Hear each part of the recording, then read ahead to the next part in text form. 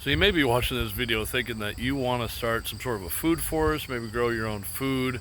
Maybe you're watching a couple of videos about rewilding and having just a meadow of flowers and things like that. But let me show you what it looks like after 3 weeks of not mowing it. So I started my project of not mowing the grass years ago. And what I've done since then is I've created mowed pathways throughout there, and I've had little vegetable beds. I've added wisteria bushes, and there's peach trees. There's a whole bunch of chickens in the center. I've let all these maple trees grow up, and they're just doing amazing. However, if you go away for a couple of weeks, everything starts to overgrow and they start falling into the pathways. So if you see some of these grasses right here, this is what happens to long grasses when you just let them go. The wind and the rain will take them, especially the snow in the winter, and it just knocks them down. So they go from maybe have a nice patch of bergamot and it looks really pretty, and now they're going to seed and we can spread those seeds. However, the grasses do not have the same strength as bergamot.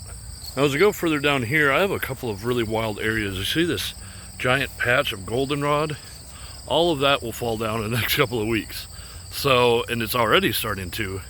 Just like all this Queen Anne's lace is basically blocked off this entire pathway. So I have to go through, and I'm gonna mow to make it tidier. Then I'm gonna have to come through with maybe some battery powered hedge trimmers or snips or a scythe. And I'm gonna have to cut all this stuff back, grab it up, put it in a compost bin, or I might just throw it at the base of this tree.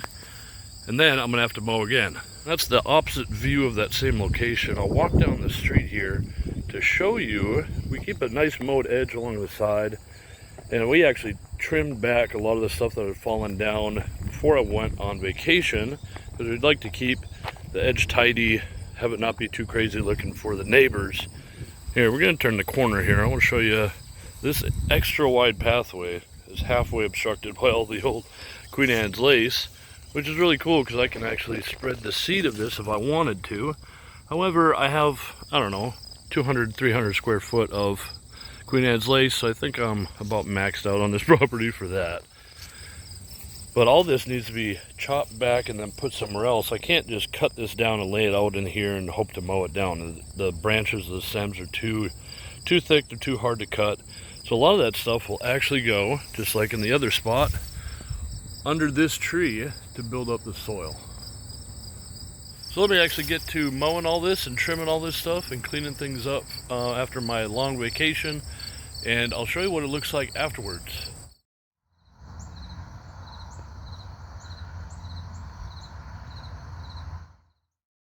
Now I am a really big fan of doing like a rewilding approach. If you wanted to start maybe a backyard, a little orchard, if you just wanted to create like a little island of food, or even a garden space, maybe not necessarily annual vegetables, but there's ways that you could kind of separate that, keep it clean, but just allowing a space to kind of go wild again and allow the grass to grow up and all that. It's such a great way of covering the soil, which is going to lead to huge benefits.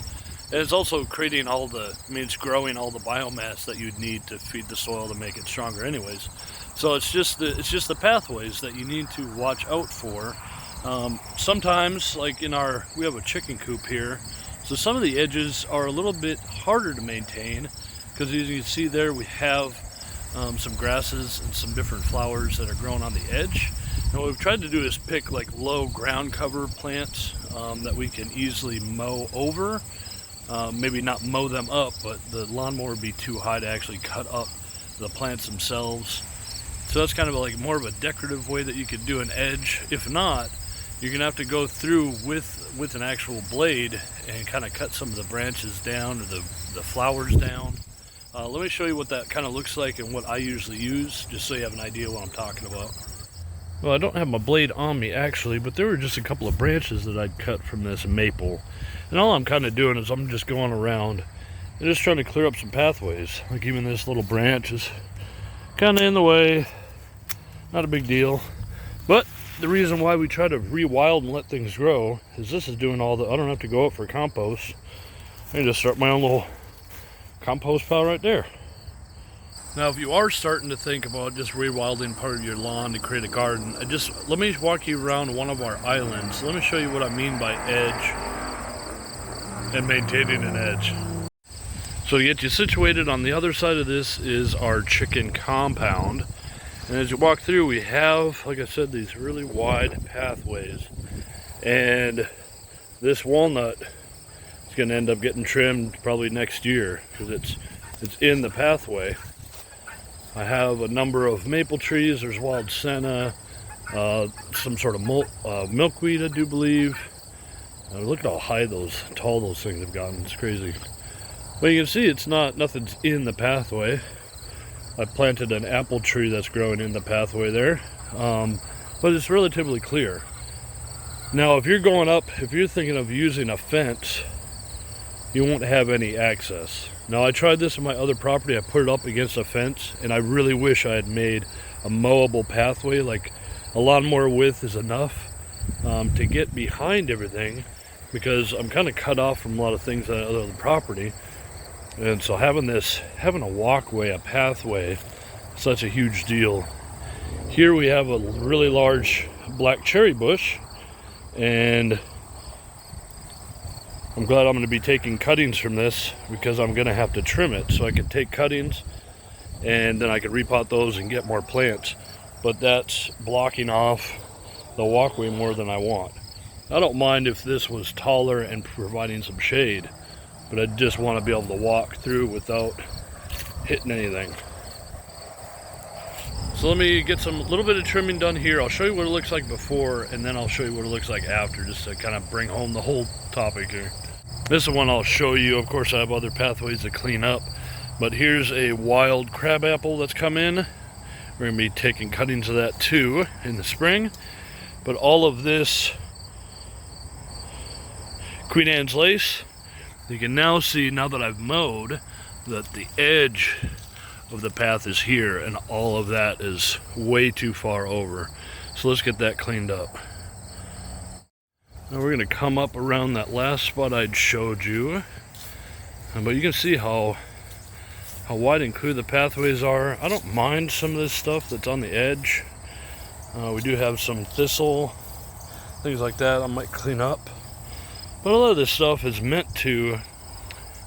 it's really designed to be like, hey, let's wander around the backyard for 20 minutes and kind of trim some stuff, you know what I mean? They just have tools that are, easily accessible outside. And we can come through and just like this, take the 3.5 minutes, chop all that stuff up, and then we can just bring it right back here into a spot where it's mostly gravel. And we just pile up all of our stuff right there. And we're actually growing potatoes right there. So everything that we dump off in there breaks down and reaches the soil around here. And then if we do potatoes again, it'll be even greater soil. Now let's move over. Let me spin the camera. There's one other main spot on this other side of the forest as we breeze by the chickens. Lucy bird. Lucy bird. Grandma Guinea, what you meowsing about? What you meowsing about? Oh, now it's your turn? Is it your turn? Bark, bark. This is a nice spot, isn't it? You can just hang out with the chickens. This is one of the areas that we try to keep somewhat clear. But one of the things I actually wanted to show you was trimming some of these branches in the summer isn't actually a bad thing. This is a mulberry. I won't be able to do it with one hand, but a lot of these things are just kind of trim the branches down to keep our head height. It doesn't harm the tree at all, but it keeps this area pretty much open. And this is actually one of our impromptu in situ kind of well, it's kind of more of a habitat area for rabbits and groundhogs and things like that. But as you can see, just on the other side of it, we have pathways that are pretty clear, pretty free. I trimmed that maple that's right in front of you, and I'd actually cut some of those sunchokes to clear up that pathway. So if we come back around, I get easily distracted walking around looking at other things, but keep this on. That way I can walk around a little bit and show you some of the stuff that I've done with my wild food forest also. So this is all asparagus right here. That is a hazelnut I just planted this year. That's an elderberry from last year. It's a European variety, I think. That's a pear. That's a thistle. There's a walnut coming up. There's an aronia berry. So just looking at it overall, really like to get maybe a couple peaches in there and some currants, and that would take up this whole area. And if you're trying to figure out like sizing for your own yard, that would be enough for quite the little island food forest. I don't know, maybe 40 square feet, because you really could just have a little pathway here, which we do have, and you could have mowed right around here. You could have quite the area, and you could just have it in kind of the corner of your yard, in the center of your yard, however you want. You would just not mow that. Give it a couple of months, start planting stuff. It's easy as that. Okay, so we're coming up on the area I was trying to get to for the last, I don't know, 2 minutes, 3 minutes.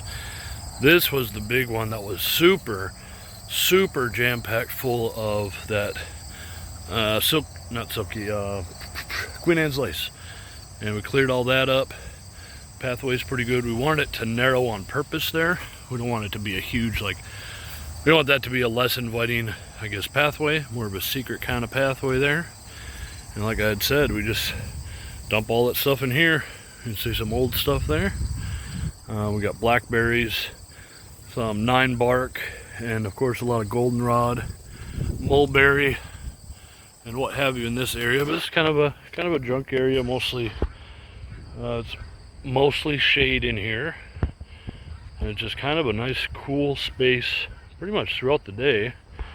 So we try to keep it that way, kind of a secret little hangout. And then into the sun.